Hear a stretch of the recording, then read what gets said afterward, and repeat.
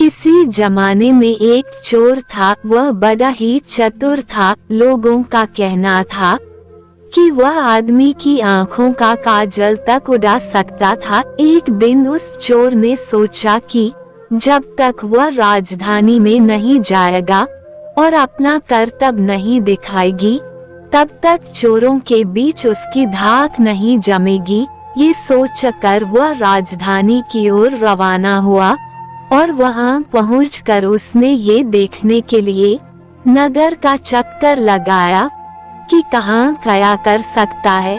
उसने तय की कि राजा के महल से अपना काम शुरू करेगा। राजा ने रात दिन महल की रखवाली के लिए बहुत से सिपाही तैनात कर रखे थे।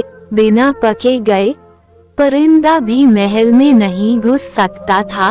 महल में एक बहुत बड़ी घड़ी लगी थी जो दिन रात का समय बताने के लिए घंटे बजाती रहती थी। चोर ने लोहे की कुछ कीलें इकट्ठी की और जब रात को घड़ी ने 12 बजाए तो घंटे की हर आवाज के साथ वह महल की दीवार में एक एक कील ठोकता गया। इस तरह बिना शोर किए उसने दीवार में 12 कीलें लगा दी। फिर उन्हें पकड़ कर वह ऊपर चढ़ गया और महल में दाखिल हो गया। इसके बाद वह खजाने में गया और वहां से बहुत से हीरे चुरा लाया। अगले दिन जब चोरी का पता लगा तो मंत्रियों ने राजा को इसकी खबर दी। राजा बड़ा हैरान और नाराज हुआ। उसने मंत्रियों को आज्ञा दी कि शहर की सड़कों पर गश्त करने के लिए सिपाहियों की संख्या दूनी कर दी जाए और अगर रात के समय किसी को भी घूमते हुए पाया जाए तो उसे चोर समझकर गिरफ्तार कर लिया जाए। जिस समय दरबार में यह ऐलान हो रहा था, एक नागरिक के भेष में चोर मौजूद था। उसे सारी योजना की एक एक बात का पता चल गया। उसे फौरन ये भी मालूम हो गया कि कौन से 26 सिपाही शहर में गश्त के लिए चुने गए हैं। वह सफाई से घर गया और साधु का बाना धारण करके उन 26 सिपाहियों की बीवियों से जाकर मिला। उनमें से हरेक इस बात के लिए उत्सुक थी कि उसकी पति ही चोर को पके और राजा से इनाम ले। एक एक करके चोर उन सब के पास गया और उनके हाथ देख देख कर बताया कि वह रात उसके लिए बड़ी शुभ है। उस पति की पोशाक में चोर उसके घर आएगा, लेकिन देखो चोर की अपने घर के अंदर मत आने देना, नहीं तो वह तुम्हें दबा लेगा। घर के सारे दरवाजे बंद कर लेना और भले ही वो पति की आवाज में बोलता सुनाई दे, उसके ऊपर जलता कोयला फेंकना। इसका नतीजा ये होगा कि चोर पक्का में आ जाएगा। सारी स्त्रियां रात को चोर के आगमन के लिए तैयार हो गईं। अपने पतियों को उन्होंने इसकी जानकारी नहीं दी। इस बीच पति अपनी गश्त पर चले गए और सवेरे 4 बजे तक पहरा देते रहे। हालांकि अभी अंधेरा था, लेकिन उन्हें उस समय तक इधर उधर कोई भी दिखाई नहीं दिया। तो उन्होंने सोचा कि उस रात को चोर नहीं आएगा। ये सोचकर उन्होंने अपने घर चले जाने का फैसला किया। ज्यों ही वे घर पहुँचे, स्त्रियों को संदेह हुआ और उन्होंने चोर की बताई कार्रवाई शुरू कर दी। फल वह हुआ कि सिपाही जल गए और बड़ी मुश्किल से अपनी स्त्रियों को विश्वास दिला पाए कि वे ही उनके असली पति हैं और उनके लिए दरवाजा खोल दिया जाए। सारे पतियों के जल जाने के कारण उन्हें अस्पताल ले जाया गया।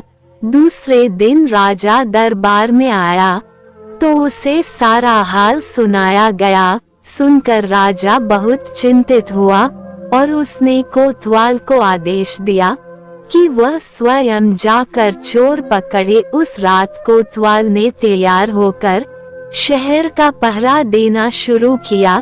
जब वह एक गली में जा रहा था, चोर ने जवाब दिया, मैं चोर हूँ। कोतवाल समझा कि लड़की उसके साथ मजाक कर रही है।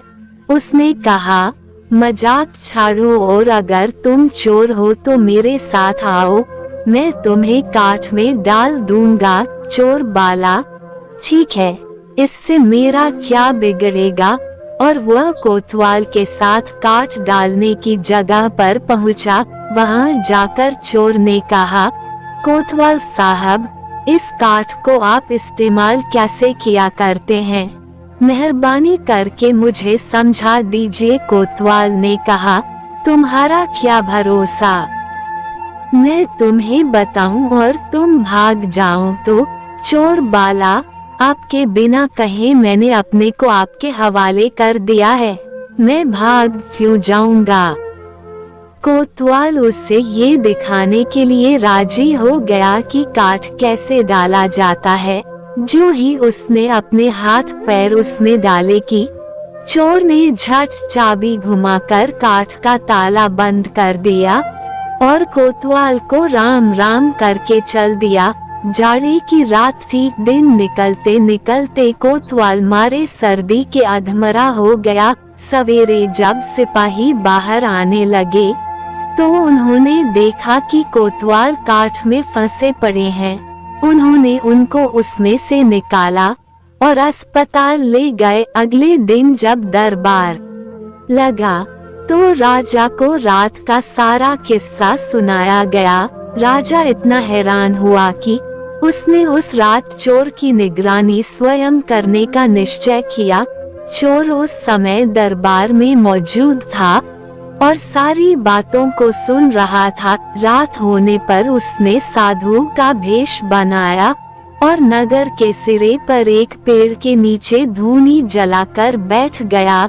राजा ने गश्त शुरू की और 2 बार साधु के सामने से गुजरा। तीसरी बार जब वह उधर आया तो उसने साधु से पूछा कि क्या इधर से किसी अजनबी आदमी को जाते उसने देखा है? साधु ने जवाब दिया कि वह तो अपने ध्यान में लगा था, अगर उसके पास से कोई निकला भी होगा तो उसे पता नहीं। यदि आप चाहे तो मेरे पास बैठ जाए और देखते रहिए कि कोई आता जाता है या नहीं। ये सुनकर राजा के दिमाग में एक बात आई और उसने फौरन तय किया कि साधु उसकी पोशाक पहनकर शहर का चक्कर लगाए और वह साधु के कपड़े पहनकर वहां चोर की तलाश में बैठे। आपस में काफ बहस मुबाहिसे और 2-3 बार इनकार करने के बाद आखिर चोर राजा की बात मानने को राजी हो गया और उन्होंने आपस में कपड़े बदल लिए। चोर तत्काल राजा के घोड़े पर सवार होकर महल में पहुंचा और राजा के सोने के कमरे में जाकर आराम से सो गया। बेचारा राजा साधु बना चोर को पकड़ने के लिए इंतजार करता रहा। सवेरे के कोई 4 बजने आए। राजा ने देखा कि ना तो साधु लौटा और कोई आदमी या चोर उस रास्ते से गुजरा, तो उसने महल में लौट जाने का निश्चय किया। लेकिन जब वो महल के फाटक पर पहुंचा तो संतरियों ने सोचा, राजा तो पहले ही आ चुका है, हो न हो यह चोर है जो राजा बनकर महल में घुसना चाहता है।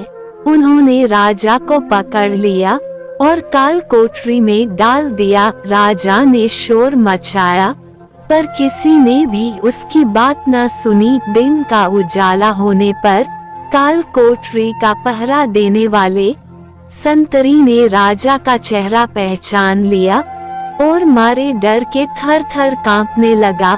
वह राजा के पैरों पर गिर पड़ा। राजा ने सारे सिपाहियों को बुलाया और महल में गया। उधर चोर जो रात भर राजा के रूप में महल में सोया था, सूरज की पहली किरण फूटते ही राजा की पोशाक में और उसी के घोड़े पर रफू चक्कर हो गया। अगले दिन जब राजा अपने दरबार में पहुंचा तो बहुत ही हतरश था। उसने ऐलान किया कि अगर चोर उसके सामने उपस्थित आ जाएगा तो उसे माफ कर दिया जाएगा।